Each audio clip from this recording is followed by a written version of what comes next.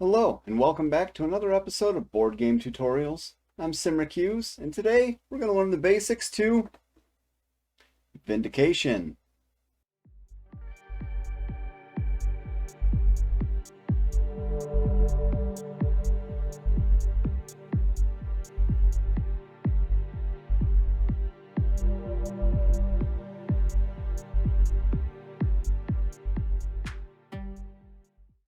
It is a 2 to 5 player game published by Orange Nebula.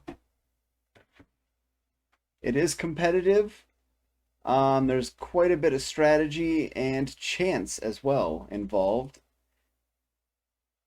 It can be pretty chaotic, but at the same time, very fun. But before we get farther into it, let's go over a little quick setup.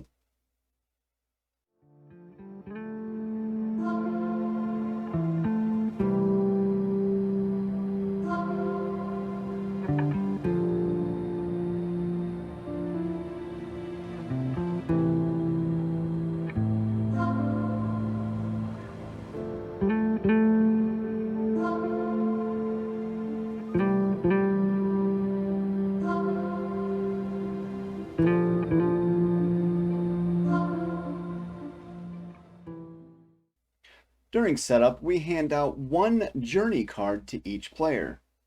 Now, the journey card explains a little bit about your past and how you came to be here. Because ultimately, we're all a bunch of scumbags. It even says so on our player card. This will tell you where you start on the map, what kind of card you get to start the game with, and where your colored cubes all start on your player mat.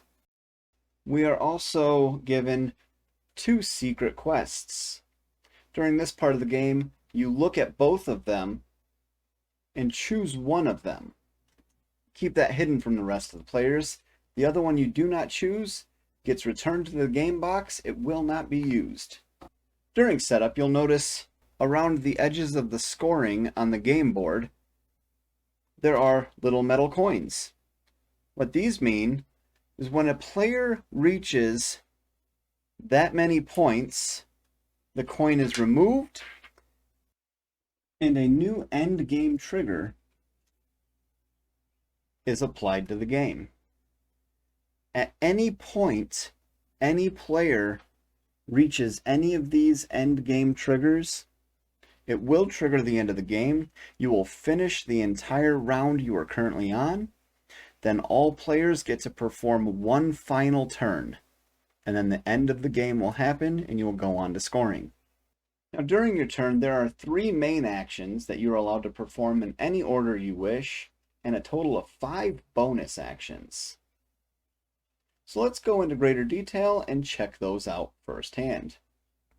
Our main character is symbolized by this medallion on a plastic standee. That is our color of our player mat and our player cubes. Now that the game is starting, we must populate the world right next to any adjacent spaces where our medallion is. We will move across the triangles on the map. The hexagons are for areas we can visit on the map. Every area has its own special ability that you can activate, and that's one of our 3 main actions. But let's go into move first.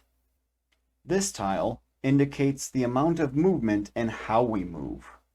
We start with a 2 and can later upgrade to a mount for 3 spaces, and can further upgrade that to 4 or even 5 movement points.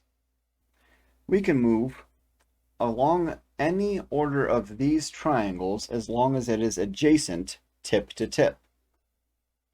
So we can move here for 1 point, which will generate a new world tile.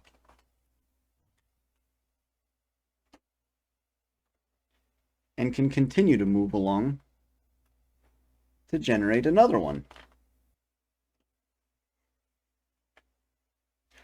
Another main action we can choose is visit a region, in which case any of the regions that are adjacent to our medallion, we can now perform that region's ability. Now there are quick reference guides that you can keep with you that go into greater detail of what all regions do and how to use them.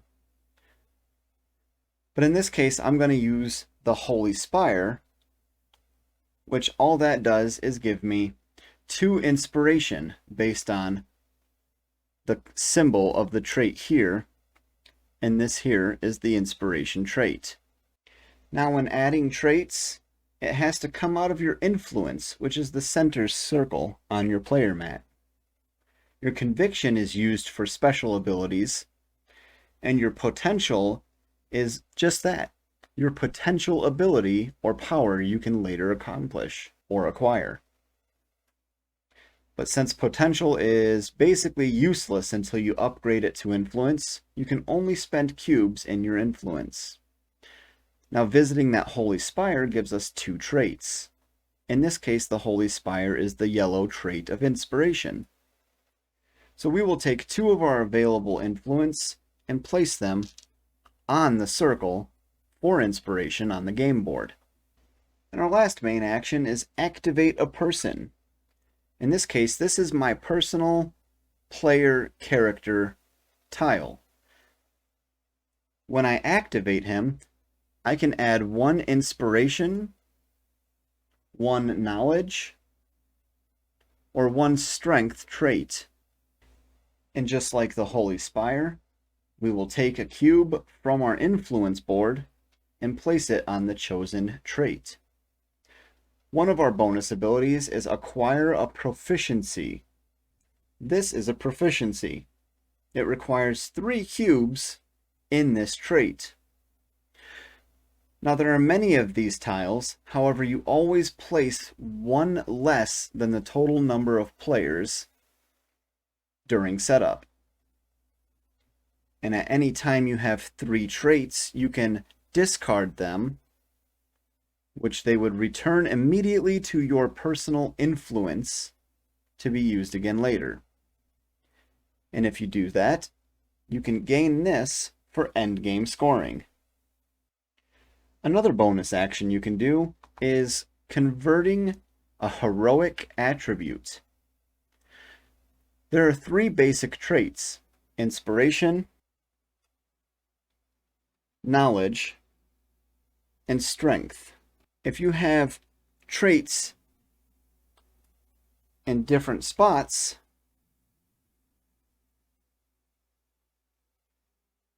you can convert 1 each into the heroic action between them. So for a free bonus action, you take 1 of each of these, place 1 of them on the heroic attribute that is between them, and then your remaining cube goes right back to your influence. Another bonus action is gain control of a territory or region. This is where your conviction comes into play. There are ways to upgrade your potential to your influence, and your influence to your conviction.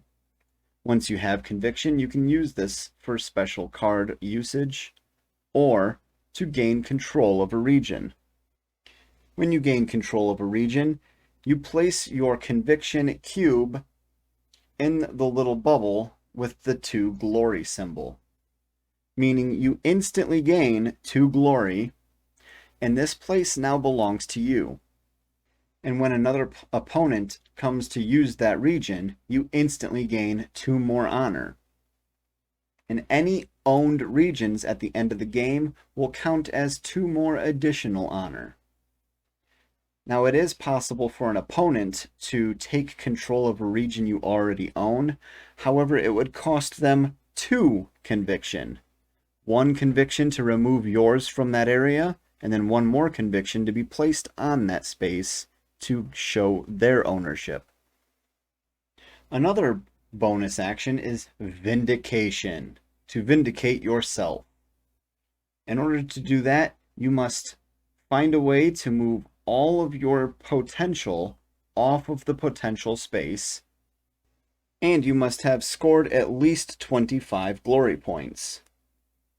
In which case now you can flip your player character over to the other side, where you are now vindicated and are a little more powerful and worth more points.